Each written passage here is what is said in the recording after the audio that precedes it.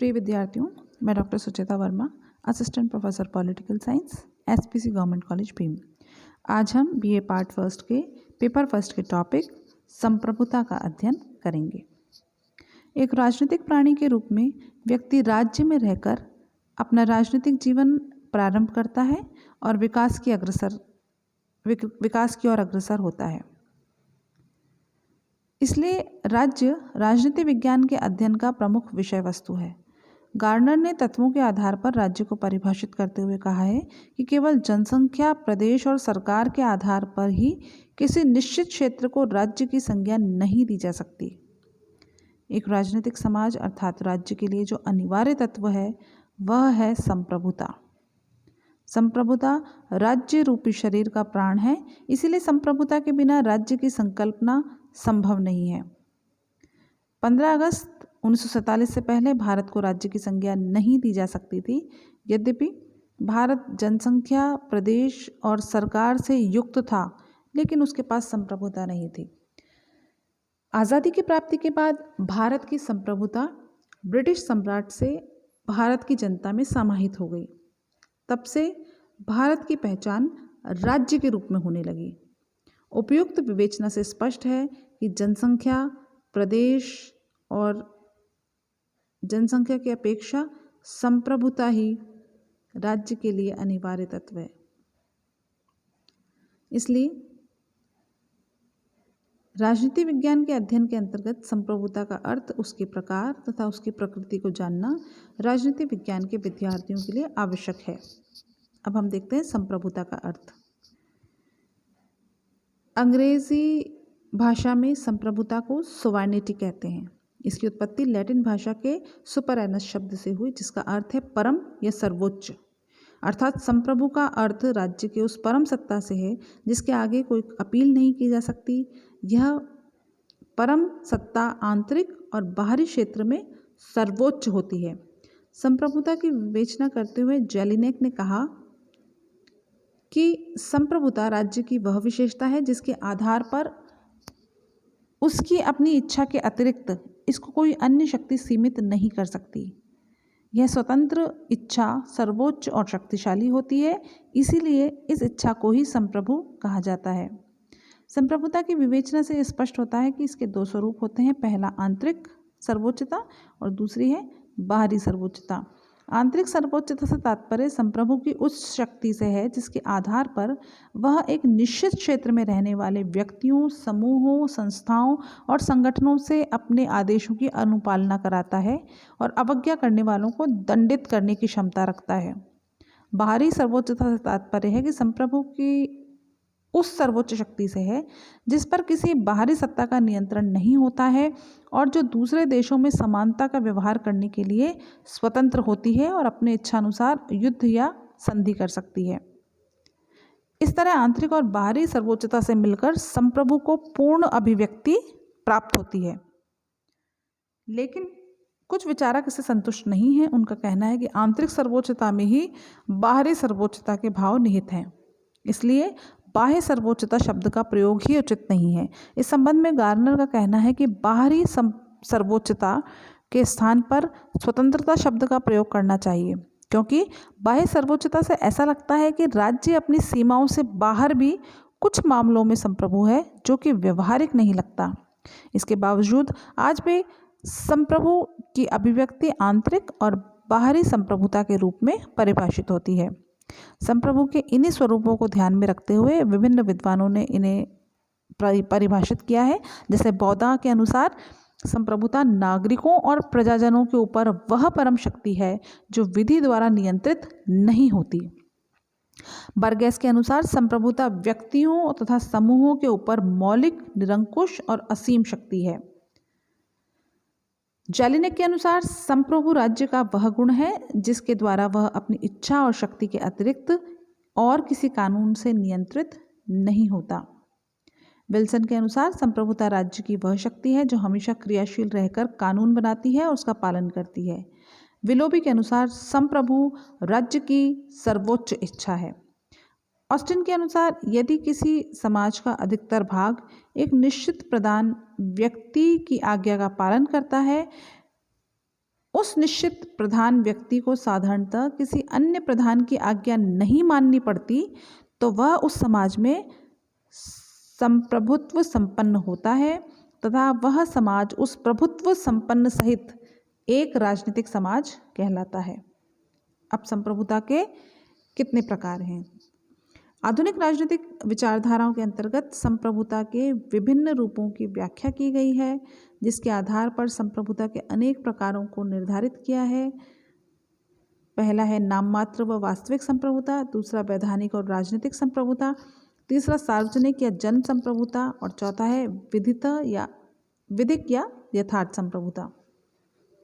पहला देखते हैं। नाम मात्र की संप्रभुता को संवैधानिक संप्रभुता भी कहते हैं। यह वह संप्रभुता है जिसमें राज्य का अध्यक्ष जो है वो नाम मात्र का या संवैधानिक प्रधान मात्र होता है। यद्यपि संविधान में सभी प्रशासनिक शक्तियों का उल्लेख उसी के नाम से किया जाता है, लेकिन उन शक्तियों को अपने इच्छानुसार प्रयोग करने के लिए वह स्वतंत्र नहीं होता। इसका उदाहरण है भारत का राष्ट्रपति, ब्रिटेन, जापान के नाम मात्र के संवैधानिक संप्रभु। ब्रिटेन और जापान में हम देखते हैं वहाँ सम्राट होता है और ये सभी नाम मात्र के संप्रभुता के प्रतीक हैं। वास्तविक संप्रभुता से तात्पर्य उस संप्रभुता से है जिसके द्वारा नाम मात्र की संप्रभुता का वास्तविक रूप में प्रयोग किया जाता है। भारत, ब्रिटेन, जापान की जो मंत्री परिषद है वह वास्तविक संप्रभुता की प्रतीक है, क्योंकि इन्हीं के द्वारा संवैधानिक कार्यों को वास्तव में किया जाता है और संवैधानिक शक्ति का प्रयोग किया जाता है। इस प्रकार की संप्रभुता संसदीय शासन वाले राष्ट्रों में देखने को मिलती है। दूसरा है वैधानिक और राजनीतिक संप्रभुता। प्रत्येक देश में ऐसी अधिकार शक्ति का अस्तित्व अवश्य होता है और उसके द्वारा निर्मित कानून की अनुपालना सभी नागरिकों के लिए अनिवार्य होती है। इस प्रकार की अधिकार शक्ति को ही वैधानिक संप्रभुता कहते हैं, जो कि असीमित होती है। ब्रिटेन की संसद को वैधानिक संप्रभुता का सर्वश्रेष्ठ उदाहरण माना जा सकता है, क्योंकि वह शासन से संबंधित समस्त विषयों पर संपूर्ण देश के लिए कानून का निर्माण करती है और अपने आप में सर्वोच्च होती है, क्योंकि उसे किसी भी न्यायालय में चुनौती नहीं दी जा सकती। इसी आधार पर डायसी के द्वारा संसदीय सर्वोच्चता के सिद्धांत का प्रतिपादन किया गया है। लॉक ने भी अपनी पुस्तक शासन पर 2 निबंध के अंतर्गत संप्रभुता के वैधानिक स्वरूप का ही समर्थन किया है। उपर्युक्त विवरण से संवैधानिक संप्रभुता की जो विशेषताएं स्पष्ट होती हैं वो देखते हैं। पहली है वैधानिक संप्रभुता हमेशा स्थिर और निश्चयात्मक होती है। यह निश्चित होता है कि यह संप्रभुता किस में निहित है। दूसरा, निरंकुश राजतंत्र में यह राजा में निहित होती थी और वर्तमान में यह जनप्रतिनिधियों में होती है। यह संगठित, स्पष्ट और कानून के द्वारा मान्यता प्राप्त होती है, इसलिए इसे वकीलों की संप्रभुता भी कहते हैं। वैध संप्रभुता से ही राज्य की इच्छा की अभिव्यक्ति होती है। वैध संप्रभुता ही समस्त अधिकारों का स्रोत होती है। वैधानिक संप्रभुता पर नियंत्रण रखने वाली सत्ता को राजनीतिक संप्रभुता कहते हैं। लॉक ने भी राजनीतिक संप्रभुता को इसी आधार पर परिभाषित किया है। इस संदर्भ में डायसी ने लिखा है कि जिस संप्रभुता को वकीलों के द्वारा स्वीकार किया जाता है उसके पीछे एक दूसरा संप्रभु होता है जिसके सामने वैधानिक संप्रभुता को सर झुकाना पड़ता है। राजनीतिक संप्रभुता वैधानिक संप्रभुता का आधार है और जिसकी निम्न विशेषताएं होती हैं। पहली है राजनीतिक संप्रभुता असंगठित, अनिश्चित और अस्पष्ट होती है। राजनीतिक संप्रभुता देश की जनता या मतदाताओं में निवास करती है। उसकी इच्छा के विरुद्ध कानूनी संप्रभुता अधिक दिनों तक नहीं टिक सकती। प्रत्यक्ष लोकतंत्र में वैधानिक और राजनीतिक संप्रभुता में कोई अंतर नहीं होता। यह अंतर केवल अप्रत्यक्ष लोकतंत्र में पाया जाता है। वैधानिक व राजनीतिक संप्रभुता उपर्युक्त विवेचना से यह प्रकट रूप में दिखाई देती है कि दोनों का अस्तित्व अलग अलग है, लेकिन इस संप्रभुता के 2 भिन्न रूप नहीं हैं बल्कि 2 पक्ष हैं। यह बात और है कि उनकी अभिव्यक्ति अलग अलग तरीकों से होती है, अतः व्यवस्था की गतिशीलता को बनाए रखने के लिए दोनों में सामंजस्य होना आवश्यक है। इसी आवश्यकता को ध्यान में रखकर ब्रिटेन में दोनों के बीच सामंजस्य किया गया है। तीसरी है सार्वजनिक या जन संप्रभुता। सार्वजनिक या जनसंप्रभुता से तात्पर्य उस सर्वोच्च शक्ति से है जो कि जनता में निहित होती है। संप्रभुता के सिद्धांत का विकास 16वीं शताब्दी के विचारकों की देन है। जीन जैक्स रूसो इस संप्रभुता के सबसे बड़े समर्थक थे। फ्रांस और अमेरिका की क्रांति में भी संप्रभुता के अस्तित्व को स्वीकार किया गया था, इसलिए अधिकांश लोकतांत्रिक देशों में संप्रभुता के इसी स्वरूप को स्वीकार किया जाता है। लॉर्ड ब्राइस के अनुसार लोक संप्रभुता लोकतंत्र का आधार और पर्याय बन गया है। डॉक्टर आशीर्वादम के अनुसार जन संप्रभुता की निम्नलिखित विशेषताएं होती हैं। जन संप्रभुता वाले शासन में जनहित को सर्वोच्च प्राथमिकता दी जाती है। जन संप्रभुता वाले शासन में जनमत को सर्वाधिक महत्व दिया जाता है, इसलिए कोई भी सरकार जनमत की अवहेलना नहीं कर सकती है। जन संप्रभुता और शासन में संवैधानिक साधनों के माध्यम से जनमत की अभिव्यक्ति होती है। इस शासन के अंतर्गत संविधान द्वारा निर्धारित प्रक्रिया के अनुसार ही संप्रभुता के द्वारा अपनी शक्तियों का प्रयोग किया जाता है। लोक संप्रभुता के अंतर्गत लोकतांत्रिक संस्थाओं विधानमंडलों का नियमित चुनाव होता है और होना चाहिए। चौथी है विधित व यथार्थ संप्रभुता। विधि द्वारा स्थापित प्रक्रिया के अनुसार सत्ता पर नियंत्रण स्थापित करके जिसके द्वारा शासन शक्ति का प्रयोग किया जाता है उसे विधिक संप्रभुता कहते हैं। दूसरे शब्दों में यह सत्ता जिसे कानून के द्वारा सर्वोच्च सत्ता का स्थान दिया गया हो उसे विधिक संप्रभुता कहते हैं, और व्यवहारिक दृष्टि से जिसके द्वारा वास्तव में शासन शक्ति का प्रयोग किया जाता है उसे यथार्थ संप्रभुता कहते हैं। इसी संदर्भ को स्पष्ट करते हुए ब्राइस कहते हैं कि यथार्थ संप्रभु वह है जिसकी आज्ञाओं और आदेशों का वास्तव में पालन होता है, भले ही उसकी प्रभुता का आधार वैधानिक हो या न हो। विधिक और यथार्थ संप्रभुता में अंतर करते हुए कहा जा सकता है कि एक आधार कानून है जबकि दूसरे का आधार शक्ति है, लेकिन सामान्य दृष्टि से दोनों में अंतर किया जाना उतना संभव नहीं है, क्योंकि विधि द्वारा स्थापित प्रक्रिया को अपनाकर जो सत्ता को प्राप्त करता है उसी के द्वारा उसका उपभोग भी किया जाता है। लेकिन असामान्य परिस्थितियों में अर्थात जन निर्वाचित सरकार को अपदस्थ करके अन्य पक्ष के द्वारा सत्ता पर नियंत्रण स्थापित कर लिया गया हो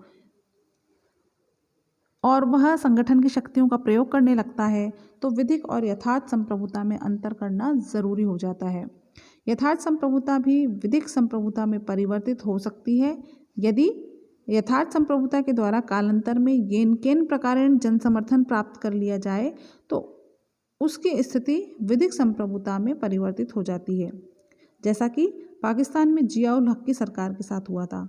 इसलिए गार्नर का कहना है कि वह प्रभुत्व जो अपनी शक्ति को बनाए रखने में सफल होता है समयांतर में विधिक प्रभुत्व बन जाता है। इसको आप इस तरह से समझ सकते हैं कि विधिक संप्रभुता जो है वह तो उसका आधार तो कानून है।